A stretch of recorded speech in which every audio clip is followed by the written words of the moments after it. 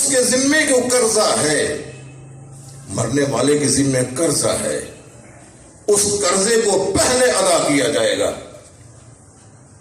بلکہ میں یہاں آپ سے یہ بھی گزارش کروں گا، اگر آپ کے ذمے کو قرضہ ہے نا تو آپ کوشش کریں کہ زندگی میں اس ادا ہو جائے۔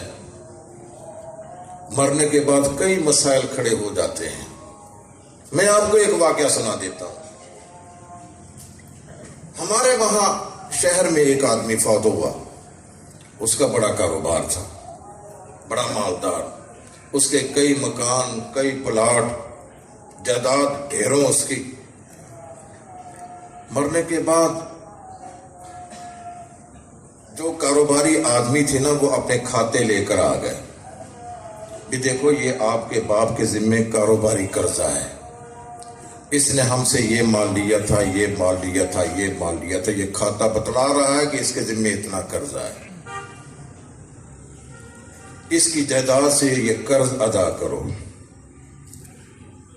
بیٹا، بڑا بیٹا جو تھا نا وہ کہتا ہے کہ ٹھیک ہے، یہ قبرستان نا ہمارے قریب ہی ہے، آؤ میرے ساتھ، میں باپ کی قبر پر آپ کو کھڑا کر دوں گا، باپ کی قبر کی نشاندہی کر دوں گا، قبر کو اکھاڑو، باپ کو نکالو، باپ سے قرضہ وصول کر لو، ہم نے تو کچھ نہیں دینا۔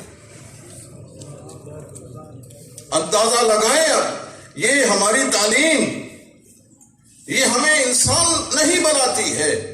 اس سے پیٹ کا دھندا تو چل سکتا ہے۔ یہ ہم جو بچوں کو تعلیم دلواتے ہیں نا، بڑی مہنگی تعلیم، بڑی بہترین اکیڈمی کا انتخاب کرتے ہیں، اچھے کالج کا اہتمام کرتے ہیں، یونیورسٹی میں داخلہ دلواتے ہیں، اور پھر ہم ان کو جو کورس کرواتے ہیں اس بچے کے لیے، بچے ان کو پتہ ہی کو نہیں کہ میرے ماں باپ کا حق کیا ہے۔ اس لیے ہم یہ کہتے ہیں یہ آپ کی تعلیم جو ہے، اللہ تبارک و تعالیٰ نے فرمایا اس تعلیم کے بارے میں، یعلمون ظاہرا من الحیات الدنیا وہم عن الآخرۃ ہم غافلون۔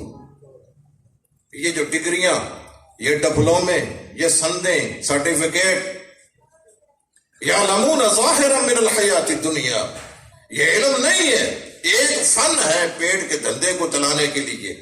صرف دنیا کی ظاہری چیز کو یہ جانتے ہیں، لیکن آخرت کے معاملات میں یکسر غافل ہیں۔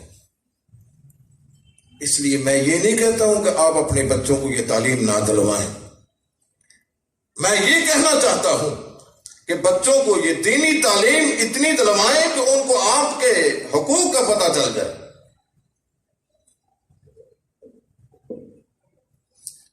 آپ کے حقوق کا پتہ چل جائے، آپ جب جائیں تو آپ کے قبر پر کھڑے ہو کر ہاتھ اٹھا کر دعا کر سکیں۔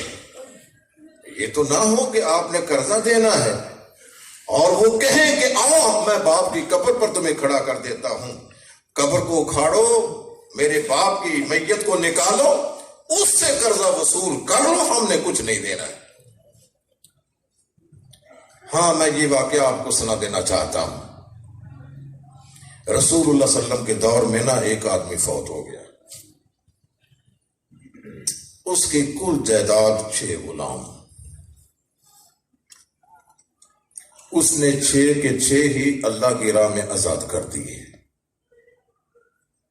یہاں یہ مسئلہ بھی آپ یاد رکھ لیں کہ کل جائیداد کسی وارث کے نام لگوانا یہ تو بات کی بات ہے نا، آپ ساری جائیداد اللہ کی راہ میں بھی نہیں دے سکتے۔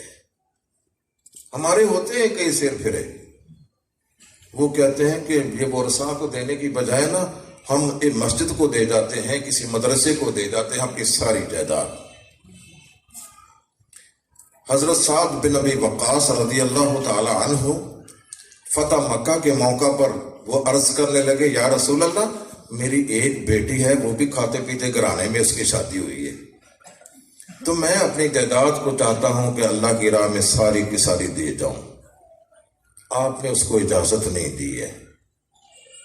آپ نے فرمایا زیادہ سے زیادہ تم 1/3 حصہ دے سکتے ہو، 1/3، اور یہ بھی بہت زیادہ ہے۔ حضرت ابن عباس کہتے ہیں کہ لوگ اگر اس سے بھی کم کر لیں 1/4 تک آ جائیں تو یہ ان کے لیے بہتر ہے۔